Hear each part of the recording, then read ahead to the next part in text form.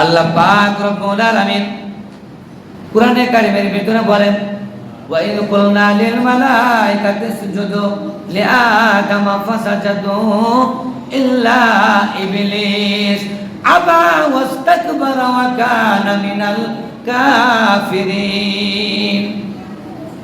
আল্লাহ পাক বলেন, আমি যখন আদম আলাইহিস সালামকে বানাইলাম, ফেরেশতাদেরকে বললাম তোমরা আবার আদমকে সিজদা করো।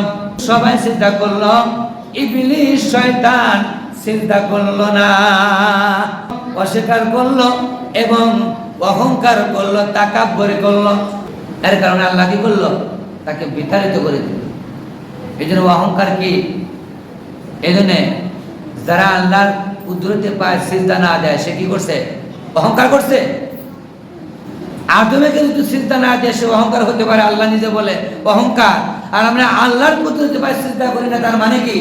আমার সাথে বেঈমান, আমার সাথে নিমুখারামি, আমার সাথে বিতাড়িত, অহংকার আর কেউ হতে পারে না। আমাদের সমাজে কি বলে, অমুকের ছেলেকে কত ভদ্রলোক বানাইছে, হ্যাঁ সে কত প্রতিষ্ঠিত হয়েছে রে।